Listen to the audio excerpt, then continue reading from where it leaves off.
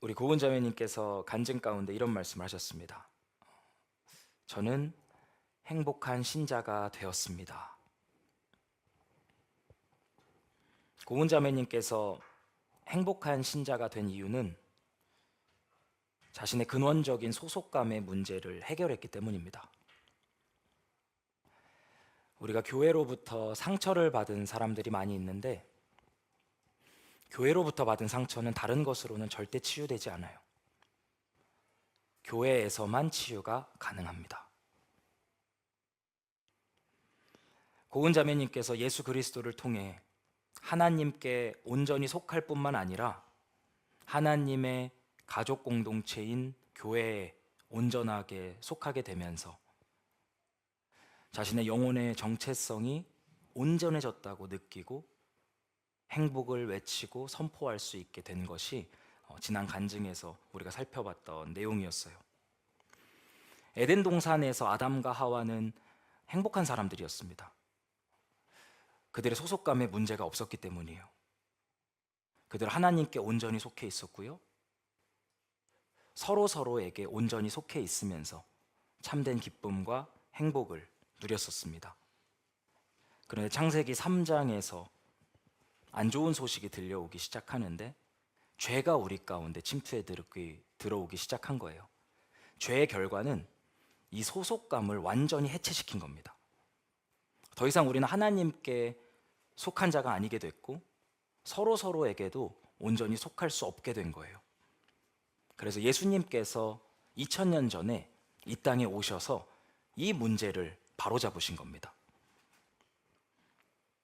예수님께서 이 땅에 오신 이유는 이 소속감의 문제를 근원적으로 해결해서 우리를 영원한 행복으로 초대하시기 위함이셨어요.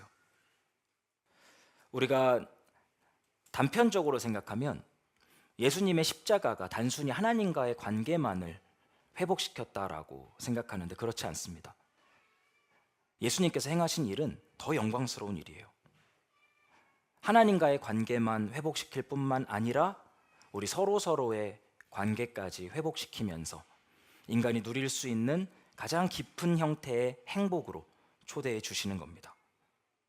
요한복음 14장 6절 말씀이에요. 예수께서 이르시되 내가 곧 길이요 진리요 생명이니 나로 말미암지 않고는 아버지께로 올 자가 없느니라. 예수님께서 아버지께로 나아갈 수 있는 길이 되어 주셨어요. 이게 십자가에서 이루신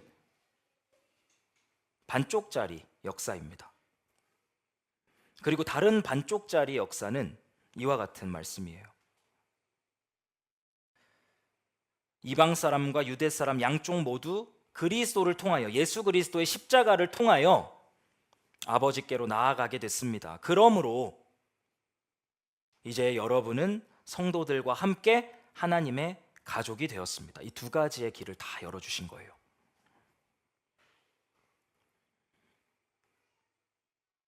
그래서 고은 자매님께서 이 말씀처럼 예수 그리스도를 통해 하나님께 온전히 속할 뿐만 아니라 하나님의 가족 공동체에 온전히 속하게 됨으로써 내 영혼이 이제야 뭔가 제자리를 찾았구나 라고 느끼게 된 겁니다. 지금 이 시대 가운데서는 이 두 번째 소속의 문제를 해결하지 못해 불행한 신자로 살아가는 사람들이 많이 있습니다.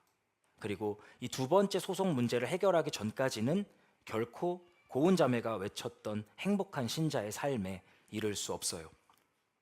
우리 구약 시대 이스라엘에 속하지 않은 하나님의 백성, 이런 말은 없습니다. 이스라엘에 속하지 않은 하나님의 백성. 신약 시대는 이렇게 표현할 수 있어요. 교회에 속하지 않은 하나님의 백성. 이거 같은 말이에요. 이스라엘에 속하지 않은 하나님의 백성이 말이 되지 않는 것처럼 교회에 속하지 않는 하나님의 백성 또한 이 시대를 경륜해 나가시는 하나님의 계획에 맞지 않다라고 생각할 수 있습니다. 존 스토트가 이에 대해서 이런 말을 합니다. 나는 내 독자들 중에 그처럼 기괴한 별종, 지역교회에 속하지 않은 그리스도인은 없을 것으로 믿는다. 신약 성경은 그런 사람에 대해 전혀 모른다. 교회는 영원한 하나님의 목적 중에서도 그 핵심에 놓여 있기 때문이다. 제가 여러분에게 두 번째 소속감을 갖기 전까지는 결코 행복할 수 없다라고 말씀을 드렸는데 그 이유가 여기에서 나타나요.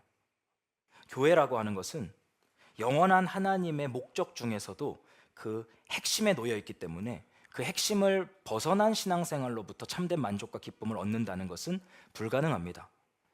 여러분들의 성경을 한번 보세요. 신약 성경 시작부터 복음서가 나오죠. 마태, 마가, 누가, 요한. 이 복음서의 내용을 한 문장으로 요약하면 예수님께서 교회를 설립하시는 이야기입니다. 사도행전은 무슨 얘기죠? 예수님께서 그 교회를 확장시켜 나가시는 이야기예요. 여기에 담겨져 있는 수많은 편지들은요, 교회를 교육하는 내용입니다. 그리고 성경의 마지막 책인 요한계시록은요, 교회의 완성에 대해서 이야기하고 있어요. 이 신약 시대 전체와 무관한 삶을 살면서 이 신약 시대의 스토리 라인과 배제된 상태에서 살아가면서 우리가 신자로서 참된 행복을 누릴 수 있다면 그것 또한 이상한 일이 아닐 수 없습니다. 우리가 현실을 둘러보면 이 초대교회와는 다르게 이 시대 가운데는 수많은 가나안 성도들과 플로팅 성도들이 존재하고 있습니다. 가나안 성도라고 하는 것은 우리 가나안, 거꾸로 하면 안 나가죠. 교회에 안 나가는 성도들이 너무나 많고요. 그 플로팅 성도라고 하는 것은 이 코로나 시기 이후에 여기저기를 떠도는 성도들을 의미하는 거예요.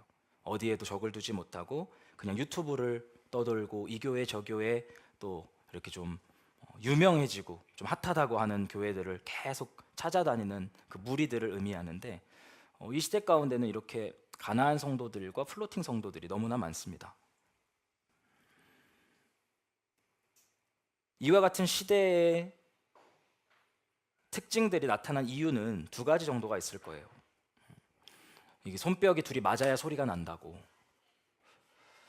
하나의 손뼉에서는 교회의 문제가 있을 거고요. 또 다른 손뼉에는 성도들의 문제가 있을 겁니다. 제가 이번 주에 그 해외에 계신 한 성도님과 그 교제할 기회가 있었는데 그분이 이제 교회에 대한 이야기를 하시더라고요. 3년간 신앙생활을 했었던 이 교회 공동체를 떠나게 됐고 앞으로 본인이 어떻게 했으면 좋겠는지 조언을 구하는 그런 대화의 내용이었어요. 제가 이런 교회와 관련된 상담들을 진행할 때면 결론은 항상 똑같습니다.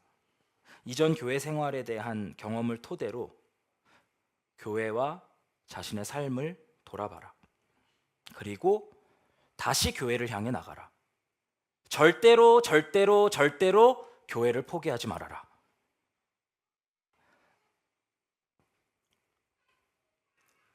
대상도 여러 명이고 그때마다 그 문제에 대한 상담의 내용들도 다르지만 결론은 똑같아요. 교회 생활을 돌아보고 자신의 삶을 돌아보십시오. 교회를 향해 움직이는 그 움직임을 포기하지 마시고 계속해서 교회를 세우기 위해 나가십시오. 이 결론이에요. 교회를 포기하는 것은 신약 시대 하나님의 백성으로서의 삶을 포기하는 것이고 신약 성경이라고 하는 도도하게 흐르는 스토리 라인에서 자신의 삶을 배제하는 것이기 때문에 제가 한 사람의 목회자로서 이와 같이 상담하지 않을 수가 없습니다. 교회에 문제가 많아서 교회에 속하지 못한다는 것은 어느 정도 타당한 이유가 있습니다. 그러나 교회가 결코 다 썩지 않았습니다. 교회의 머리가 예수님이시고 교회를 세우시는 분도 교회를 이끌어 가시는 분도 예수님이기 때문에 교회는 절대로 다 썩을 수가 없어요. 만약 우리가 계속해서 이와 같은 말을 반복한다면 우리는 우리 예수님의 얼굴에 침을 뱉는 겁니다. 예수님, 당신의 리더십은 형편없습니다. 이 시대의 교회를 보시지요. 예수님, 당신의 능력에는 문제가 있습니다.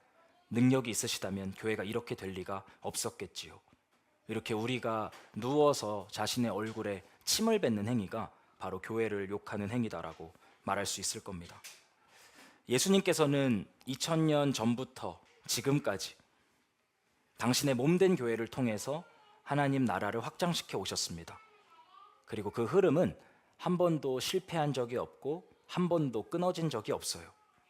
그렇기에 교회를 통해서 받았던 수많은 상처들에도 불구하고 이 교회를 향한 우리의 여정을 멈춰서는 안 되는 겁니다. 이전 시간들의 아픔과 상처가 있었다면 그것들을 기반으로 교회를 향한 새로운 여정들을 출발하셔야 돼요. 절대로 교회를 포기해서는 안 됩니다.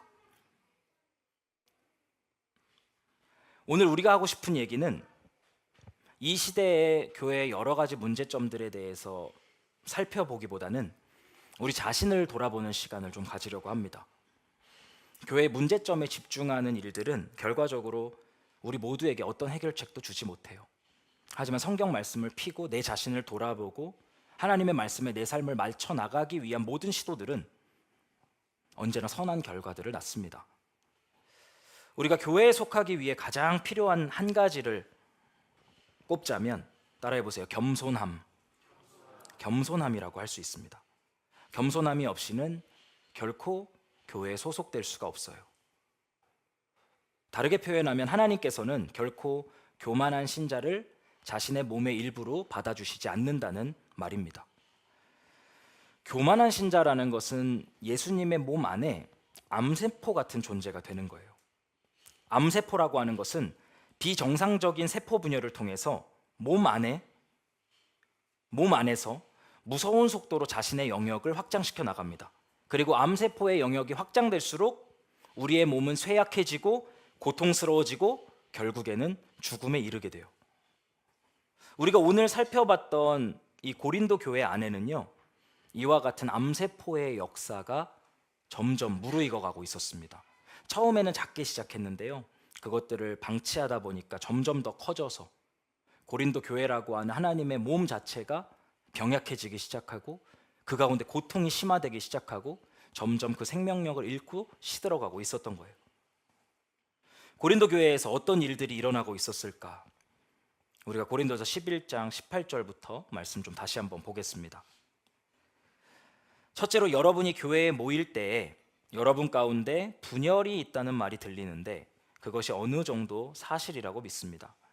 하기야 여러분 가운데서 바르게 사는 사람들이 환히 드러나려면 여러분 가운데 파당도 있어야 할 것입니다. 그렇지만 여러분이 분열되어 있으니 여러분이 한자리에 모여서 먹어도 그것은 주님의 만찬을 먹는 것이 아닙니다. 먹을 때에 사람마다 제가끔 자기 저녁을 먼저 먹으므로 어떤 사람은 배가 고프고 어떤 사람은 술에 취합니다. 여러분에게 먹고 마실 집이 없습니까? 그렇지 않으면 여러분이 하나님의 교회를 멸시하고 가난한 사람들을 부끄럽게 하려고 하는 것입니까? 내가 여러분에게 무슨 말을 해야겠습니까? 여러분을 칭찬해야겠습니까? 이 점에서는 칭찬할 수 없습니다. 우리가 반복되는 단어들을 보면 이 가운데 있는 문제점을 확인할 수가 있어요. 계속 반복됩니다. 분열이라고 하는 단어, 파당이라고 하는 단어, 또 분열이라는 단어가 나와요. 파당하고 분열은요, 성경에서 언제나 악한 영의 역사로 묘사됩니다. 그리고 평화, 거꾸로 하면 화평이죠. 화평과 하나됨은 성령의 역사로 묘사돼요.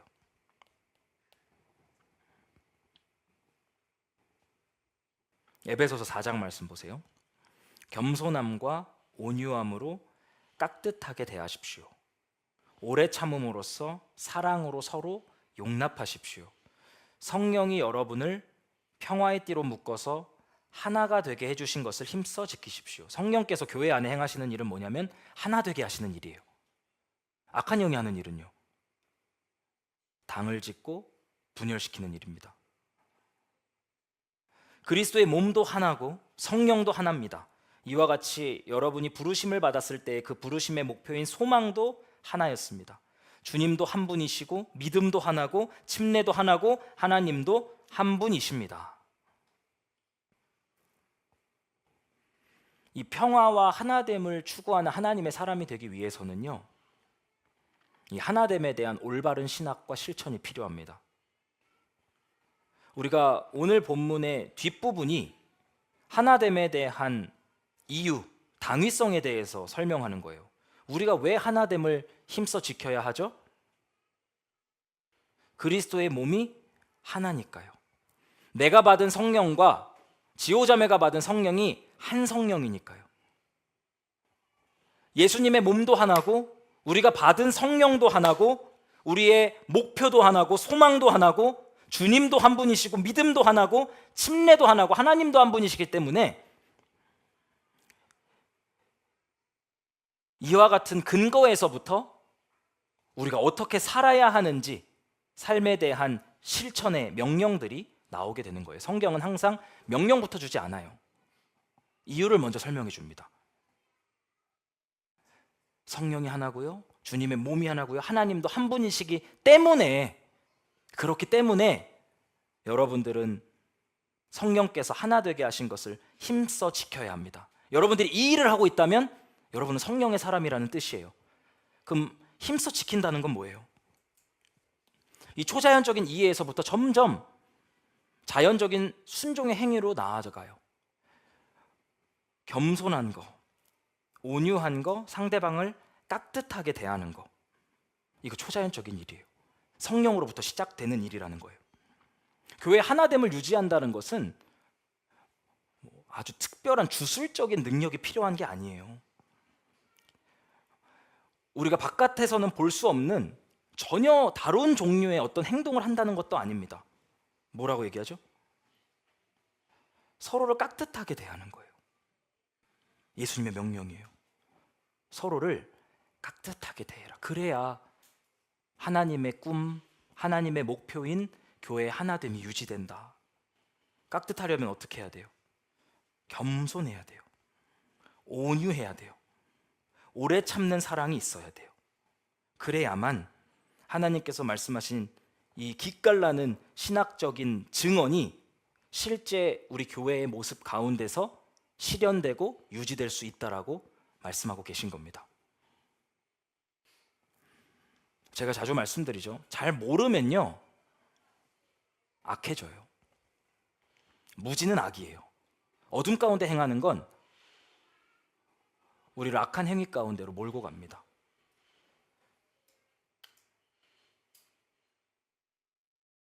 호세아서 말씀에서 이런 말씀이 있어요. 그러므로 우리가 여호와를 알자, 힘써 알자. 아는 거, 지식, 빛, 이거 성경이 같은 맥락에서 설명합니다. 알면 선을 행하게 되고요. 모르면요 악을 행해요. 왜 사람들이 교만함 가운데 사람들을 하대하고 남을 나보다 더 낮게 여기고 오래 참지 못하고 용납하지 못할까요? 몰라서 그래요. 몰라서. 뭘 몰라요? 그리스도의 몸이 하나고 성령이 하나고 우리의 목표와 소망이 하나고 주님도 한 분이시고 믿음도 하나고 침례도 하나고 하나님도 한 분이시라고 하는 이 성경적인 증언을 모르면 이와 같은 마음을 가지고 겸손한 행위들을 할 수 없게 된다는 말입니다.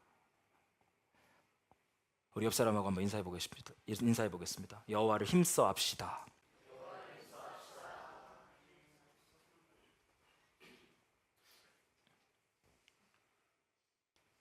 마태복음 5장 9절 말씀 여러분들이 한번 읽어주세요. 시작.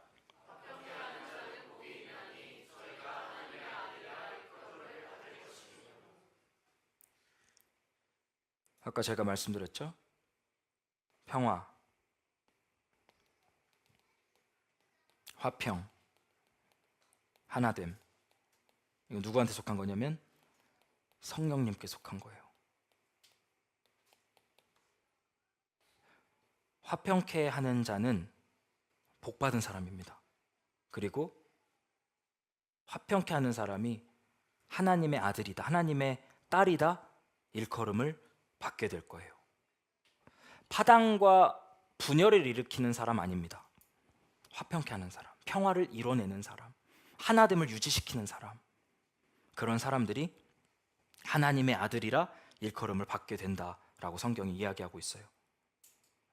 제가 설교 초반부가 금요기도의 내용하고 좀 이어지는데 제가 영성에 대해서 정의를 했습니다. 영성이란 무엇인가? 우리 영빨 있는 사람들 막 이런 얘기 하잖아요. 누가 영빨 있는 사람일까요? 영빨 있는 사람은요, 진리를 타협하지 않으면서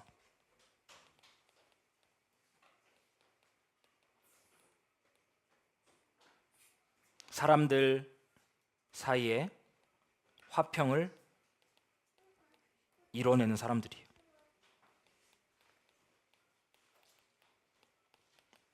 보통은 양극단에서 춤을 춥니다. 한극단의 사람들은 평화를 위해서 진리를 너무 쉽게 타협해요. 사람들과 문제를 안 일으키려고, 가정 안에서 어떤 분쟁도 없게 하려고 진리에 대해서 그냥 함구해 버리는 거예요. 이거 하나님의 사람이 아니에요. 다른 극단에는 교만한 방식으로 진리를 고수하다가 평화를 깨버리는 사람들이 있습니다. 이것도 영성이 아니고요, 영빨이 아니에요. 오늘 본문 말씀에 의하면 누가 하나님의 아들이냐, 누가 영적인 사람이냐 라고 했을 때 한 가지입니다. 진리를 타협하지 않으면서 사람들 사이에서 화평을 이뤄내는 사람들. 저는 여러분들을 이 자리로 초청하는 거예요. 여러분들이 가정 안에서 이 일을 행하셔야 돼요. 진리를 타협하지 않으면서도 사람들이 진리 안에서 하나 될 수 있도록 만드는 능력이 있는 사람. 얼마나 많은 겸손과 온유함이 필요하겠어요. 이와 같은 일들을 가정 안에서 구현낸다라는 것은 특별한 영성이 아니고서는 불가능해요.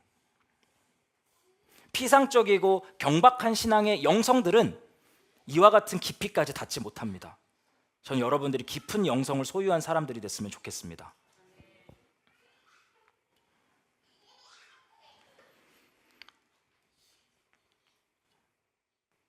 오늘 고린도 교회 안에서 파당과 분열이 일어났던 이유를 한번 살펴볼게요. 고린도서 11장 21절 말씀 여러분들이 한번 읽어주세요. 시작.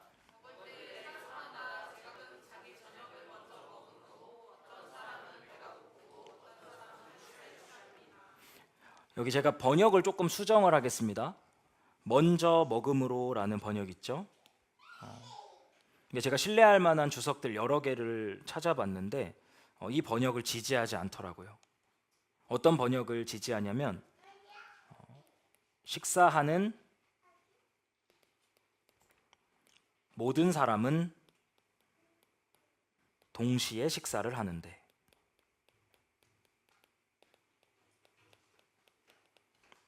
여기까지예요.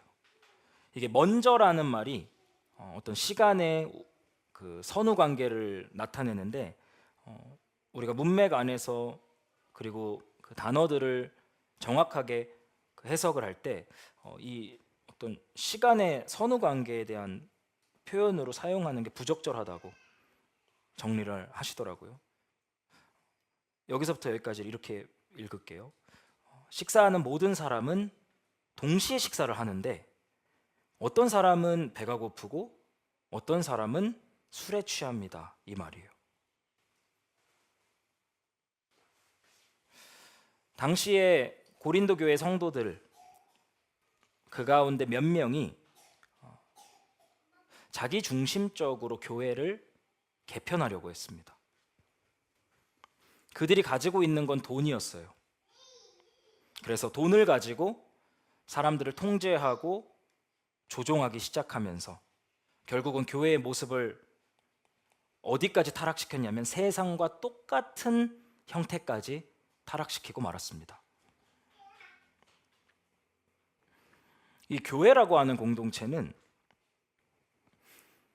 섬세하게 지켜나가지 않으면 몇몇 사람에 의해서도 쉽게 타락하는 공동체예요. 지금 우리가 고린도 전서 11장에서 보는 내용이 그런 내용입니다. 우리가 교회 멤버십을 중요하게 생각하는 이유도 여기에 있어요. 제가 이번에 이제 고은 자매님 이 새가족 환영식을 준비하면서 이제 지난 그 새가족 환영식들도 이렇게 보게 됐는데 우리 뒤에 은진 자매 새가족 환영식 그때 보니까 그 새가족반 어떻게 했냐 하니까 8개월 동안 했다고 써 있더라고요. 그래서 고은 자매 너무 길게 했다 이랬는데 은진이가 더 길게 했더라고요. 6개월, 8개월 이와 같은 시간들을 가지고 우리가 누군가를 교회 식구로 받는 이유는 교회는 한두 사람의 교만의 역사 때문에 쉽게 타락할 수 있는 구조를 가지고 있기 때문이에요. 그래서 성경은 누룩이라고 표현하죠. 작은 누룩이 온 덩이를 망가뜨리는 것을 알지 못하냐고. 이 당시에 부유한 사람들이 말이 어렵네요. 트리클리니움이라고 하는 특별한 식당에서 식사를 하기 시작합니다. 그리고 가난한 사람들은 우리가 자주 가는 데인데 그 아트리움이라고 이제 로마 시대 건축물 안에 이렇게 구분되어 있었던 그 장소 위치예요.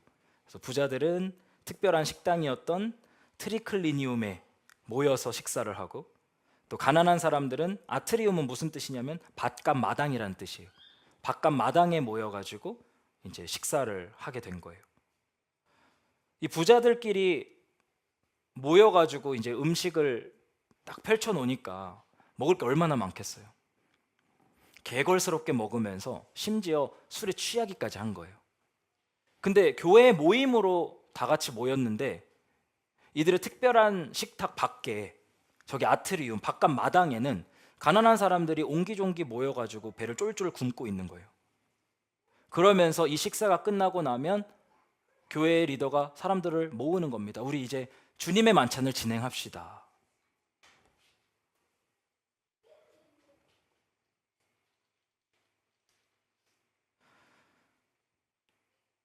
우리 고린도서 11장 18절 한글 성경을 보면 이렇게 돼 있어요. 여러분이 교회에 모일 때, 이것만 보면은 어떤 교회가 장소처럼 느껴지는데 우리 영어 성경을 보면 이렇게 돼 있습니다.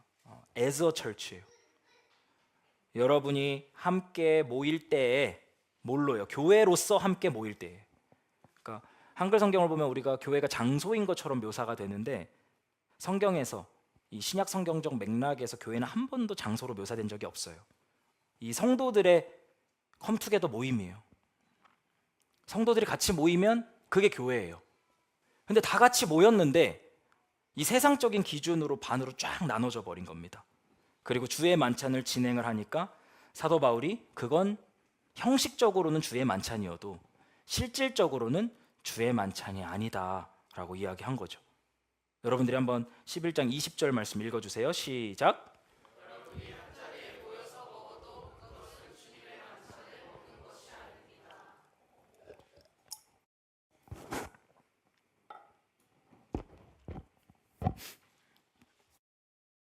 한 자리에 모여서 교회로서 모였어도 그것은 결코 주님의 만찬을 먹는 것이 아니다.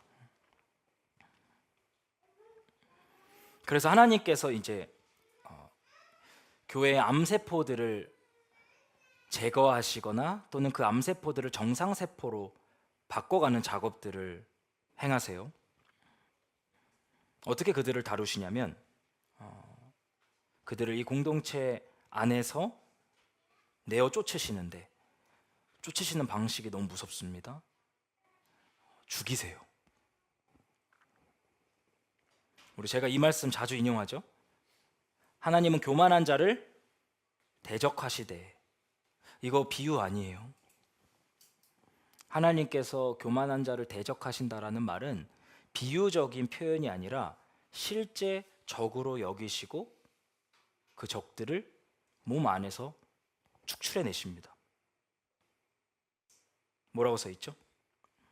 몸을 분별함 없이 이 교회의 하나됨, 예수 그리스도의 몸에 대한 올바른 신학, 거기에서부터 파생되는 실천적 행위 없이 먹고 마시는 사람은 자기에게 내릴 심판을 먹고 마시는 겁니다. 이 때문에 여러분 가운데는 몸이 약한 사람도 있고 병든 사람도 있고 죽은 사람도 적지 않습니다. 이렇게 말해요.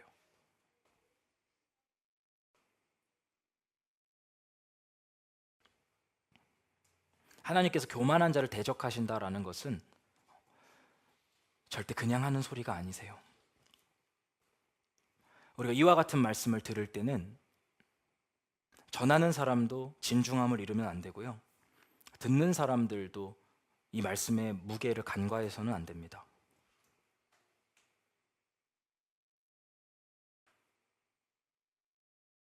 몸이 약한 사람과 병든 사람이 많고 죽은 사람도 적지 않다.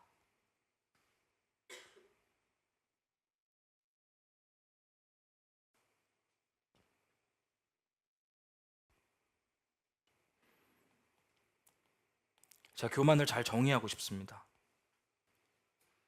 제가 여러분들에게 전달해 드리는 이 문장들을요, 잘 암기하셔야 돼요.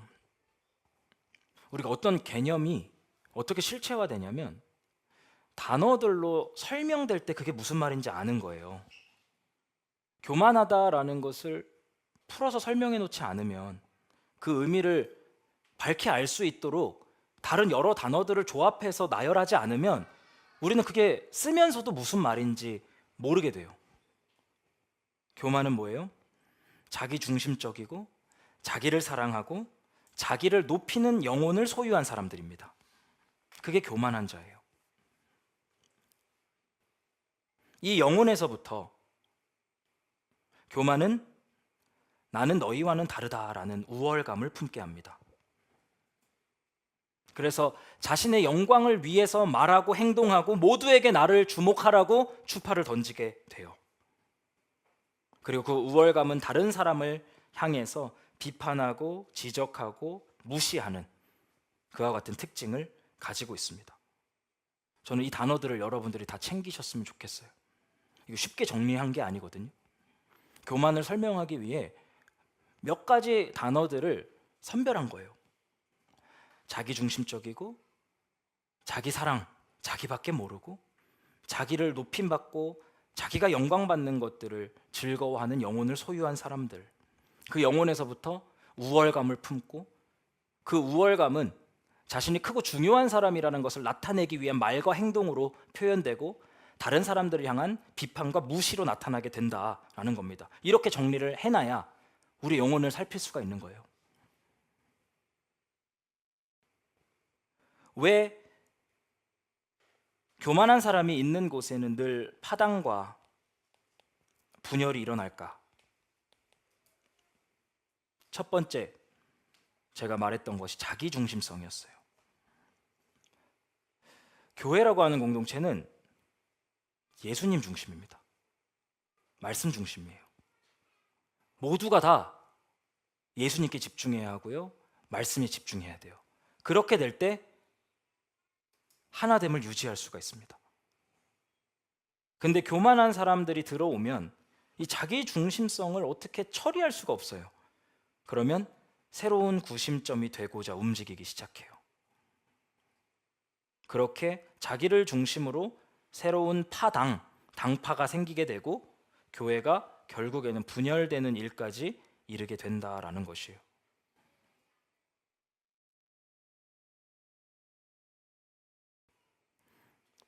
예수님께서는 이 사람을 사랑하셨어요.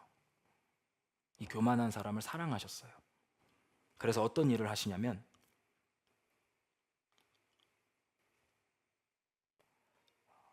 병들게 하시고 약하게 하시고 죽이신 거예요. 왜 제가 사랑해서 그랬다라고 표현하냐면 32절 말씀 때문이에요.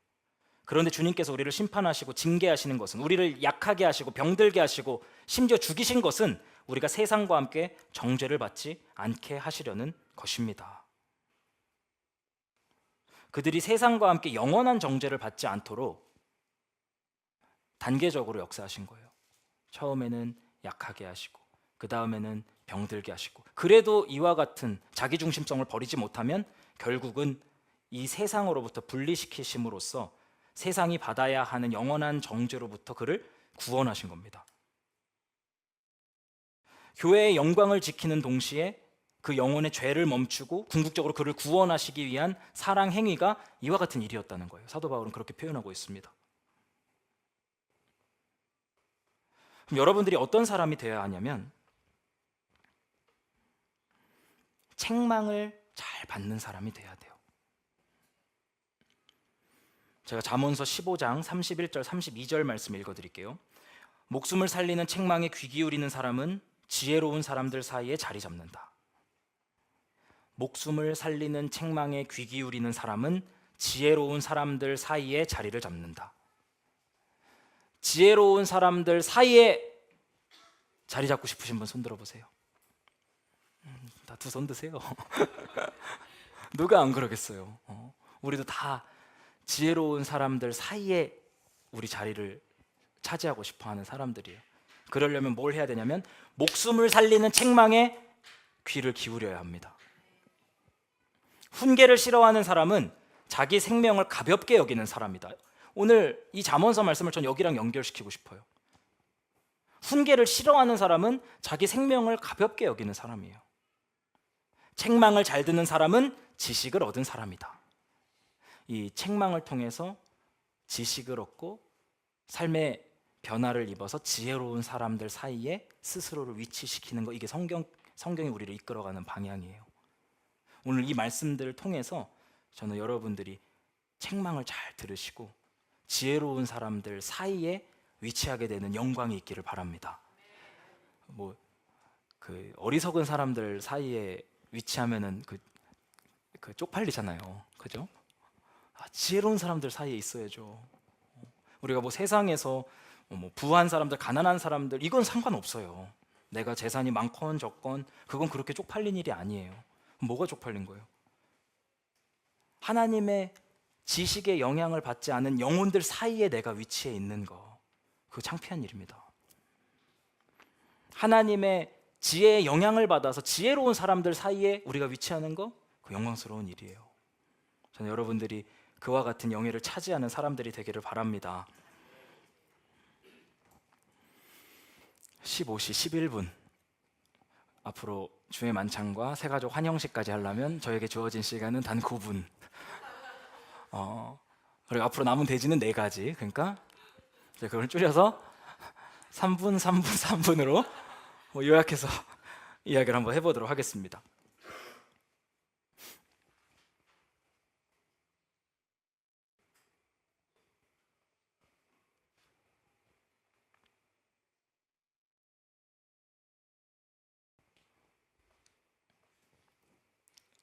그러므로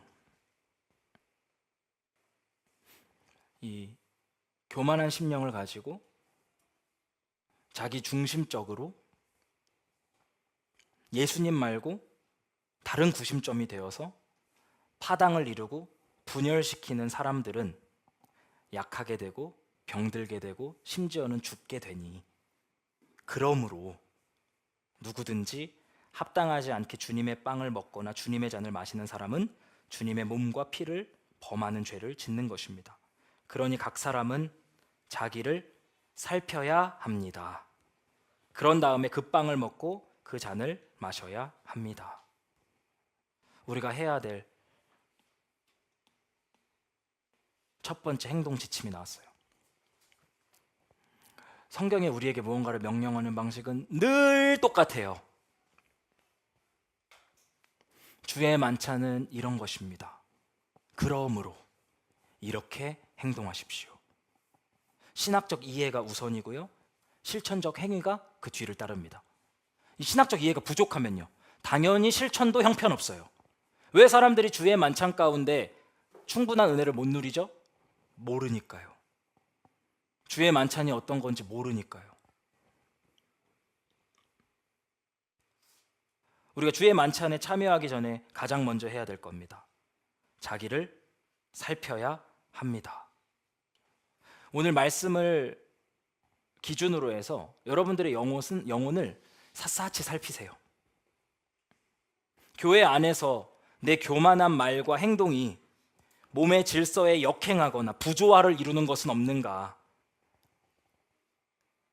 내 말과 행동 때문에 공동체의 고통이 야기되고 병약하게 되고 생명력을 잃고 시들어가고 있는 것은 아닌가?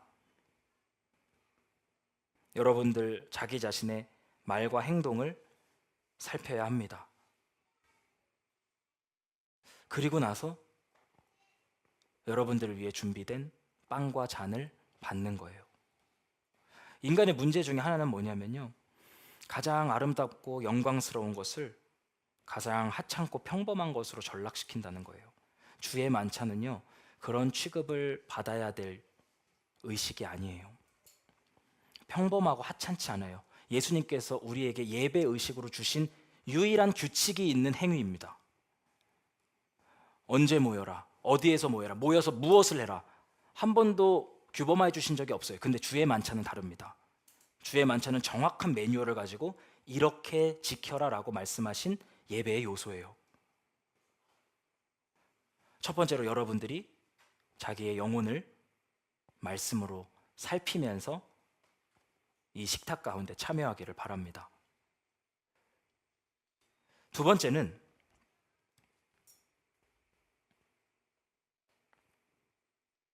기억하는 거예요. 첫 번째는 여러분 자신을 살피는 거고요. 두 번째는 기억하는 거예요. 이것은 너희를 위하는 내 몸이다. 이것을 행하여 나를 기억하여라. 식후의 잔도 이와 같이 하시고서 말씀하셨습니다. 이 잔은 내 피로 세운 새 언약이다. 너희가 마실 때마다 이것을 행하여 나를 기억하여라. 이제 두 번째 명령입니다. 우리가 이 예수님의 십자가, 예수님의 몸과 피로부터 분리되면 교만이 싹터요. 그래서 사도 바울은 복음으로 돌아가라고 말하고 있습니다. 복음의 내용, 십자가에서 매달려 죽으신 하나님, 이 내용이 우리 삶에서 실제가 되지 않으면 우리는 이상하게 교만한 신자가 돼버려요. 주의 만찬은요, 그러한 우리를 2000년 전 십자가 앞으로 데려갑니다. 우리가 매달려 있어야 할 그 자리에 다름 아닌 예수님께서 매달려 계신 거예요. 이 십자가 위에서 뚝뚝 떨어지는 핏방울들을 보면서 내 죄가 얼마나 심각한지, 하나님의 거룩과 우리를 향한 사랑이 얼마나 큰지가 가감없이 드러나는 자리가 십자가 자리입니다. 우리가 평소에는 복음을 귀로만 듣습니다. 근데 주의 만찬 시간은 복음을 오감으로 느끼는 시간이에요. 우리는 주의 만찬에 참여하면서 복음을 듣고, 복음을 보고, 복음을 만지고, 복음을 냄새 맡고, 복음을 맛보게 됩니다. 이따 제가 빵을 찢을 거예요. 가만히 있으시면 안 돼요. 주의 만찬은 여러분들이 능동적으로 움직이는 시간입니다. 이 찢겨지는 빵을 보면서 우리를 위해서 자신의 몸을 찢으신 예수님을 생각하는 거예요. 이 찢어진 빵을 여러분들의 입으로 넣어서 어떻게 하죠? 잘근잘근 씹습니다. 그러면서 나를 위해 찢기신 예수님의 몸을 계속해서 기억하는 거예요. 제가 여러분들의 컵에 포도주를 부어드릴 겁니다. 그리고 여러분들은 그것을 다시 입으로 마시게 될 거예요. 그때 무엇을 생각하냐? 예수님의 옆구리에서부터 쏟아지는 그 물과 피를 기억하는 겁니다. 수동적인 자리가 아니에요. 예수님의 명령에 따라서 우리의 생각들이 바쁘게 움직이는 시간입니다.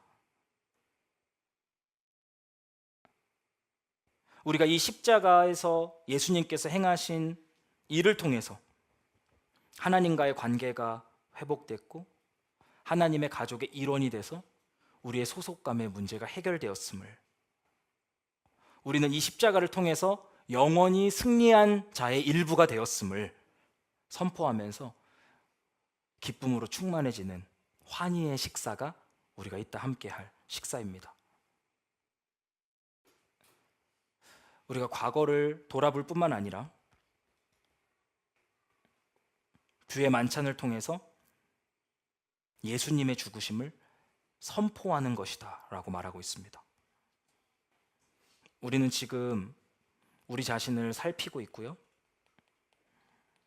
예수님의 십자가를 기억하고 있고요, 주님의 죽으심과 부활하심을 선포하고 있습니다.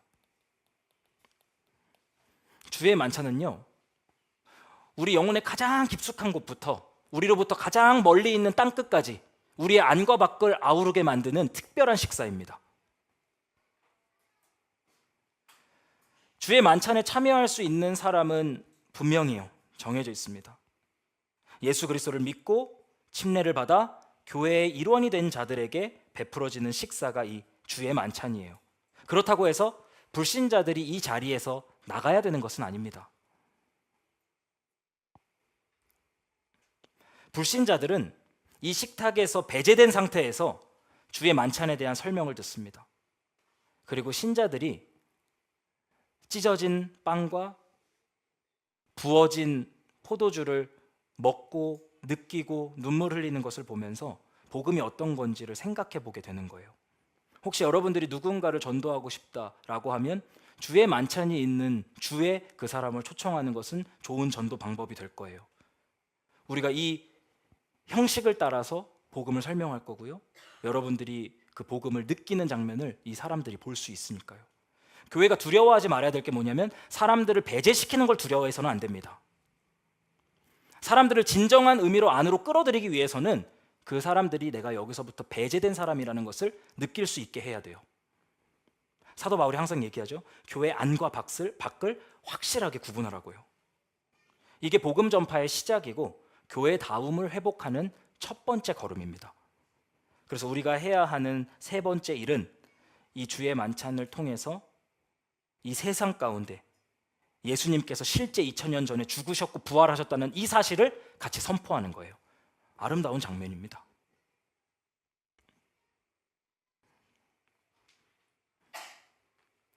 마지막이에요. 주의 만찬은 5분만 더 하겠습니다. 21분이 됐네. 주의 만찬은 네 번째, 그가 오실 때까지 하는 겁니다. 유통기한이 있어요. 주의 만찬은 계속하는 게 아닙니다. 천국에 가면 주의 만찬이 없어요. 예수님이 다시 오실 때까지.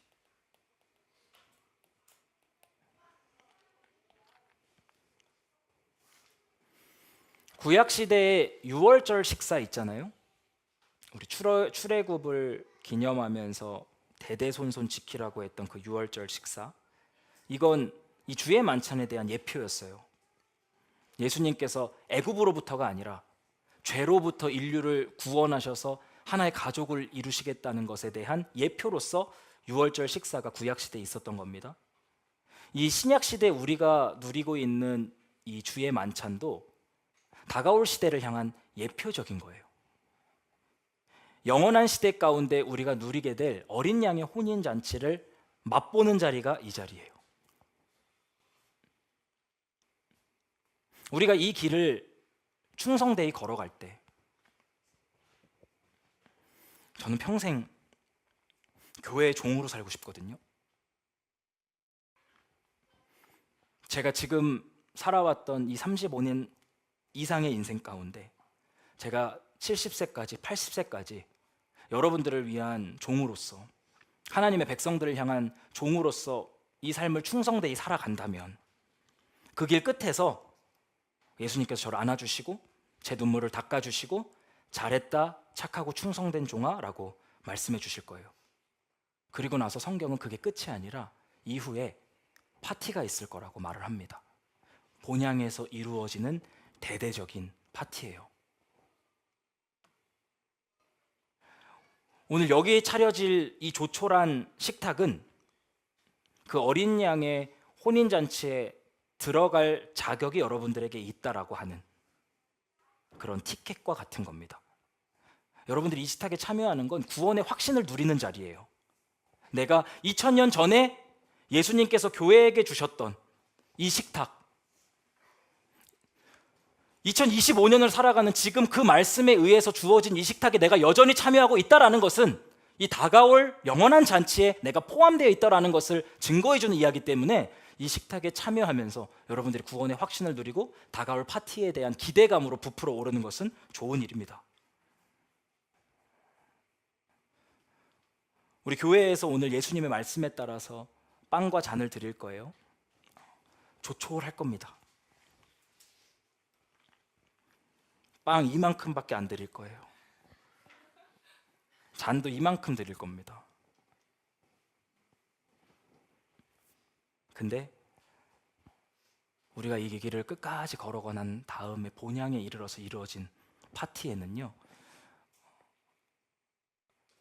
이만한 빵, 이만한 잔이 아니라 하나님께서 예비하신 근사한 파티가 있을 거라고 이사야서 25장에서 이야기하고 있어요. 이게 요한계시록 19장에 나오는 어린 양의 혼인잔치와 같은 파티입니다. 제가 읽어드리겠습니다. 만군의 주님께서 이 세상 모든 민족을 여기 시온산으로 부르셔서 풍성한 잔치를 베푸실 것이다. 기름진 것들과 오래된 포도주, 제일 좋은 살코기와 잘 익은 포도주로 잔치를 베푸실 것이다.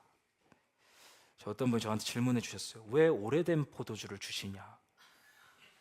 새 포도주를 주셔야지. 제가 말했습니다. 포도주는 오래될수록 좋아.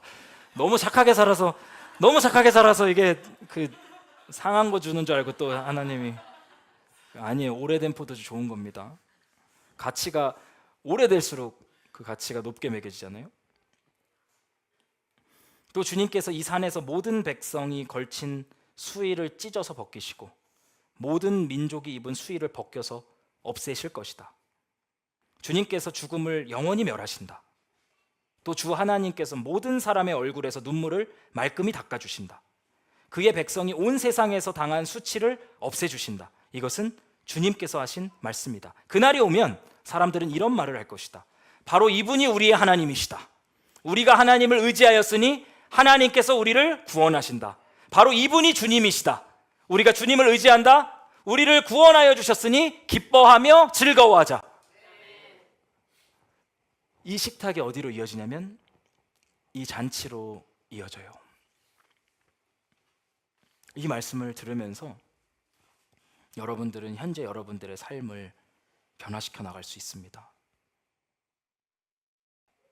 우리 예수님께 충성합시다.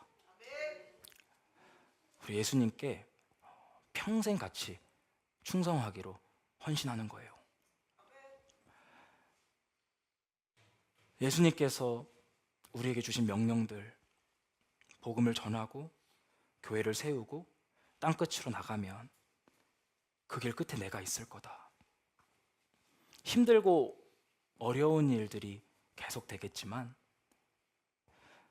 그 끝에서 네가 경험할 수 있는 위로와 기쁨은 그것과 비교할 수 없을 거다. 예수님이 우리를 알아주실 겁니다. 우리 계시록에도 표현되어 있고 이사야 25장에도 표현되어 있죠. 우리를 안아주실 거고요. 우리의 눈물을 닦아주실 거예요. 그리고 우리가 평생 가운데 예수님 따르면서 고생하고 힘들었던 일들이 한마디로 눈 녹듯이 다 사라질 텐데 무슨 말이냐면 잘했다, 착하고 충성된 우민아. 이 말을 생각하면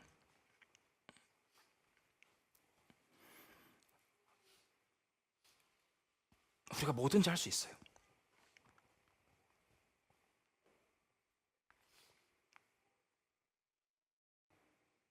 우리가 예수님을 위해 더 낮아지고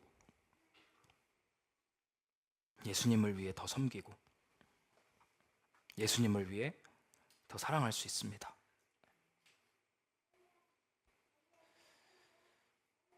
우리가 그곳에 도착하면 우리가 입고 있는 이 땅의 죽음의 옷을 찢어서 벗겨주실 겁니다. 그리고 영원히 살아갈 수 있는 새 옷을 입혀주실 거예요. 그 흰 옷을 입은 하나님의 백성들이 다 같이 모여서 우리 지난 시간에 나눴던 것처럼 오케스트라가 되어서 완전한 하모니를 가지고 하나님께 찬송을 올려드릴 겁니다. 그 영광에 전율을 느끼게 될 거예요. 천군 천사들과 함께 구원받은 수많은 무리들이 함께 모여서 이분이 우리의 하나님이시다. 우리를 구원하여 주셨으니 기뻐하며 즐거워하자. 이렇게 찬양하면서 하나님께서 마련해 주신 마지막 파티에 참여하게 되는 겁니다. 저는 여러분들과 함께 이 길을 걸어갈 수 있어서 너무 행복한 목회자예요. 제가 어디 가서 여러 사역자들하고 만나서 대화하고 돌아올 때 항상 생각하는 게 뭐냐면, 아, 나 진짜 행복한 목회자구나.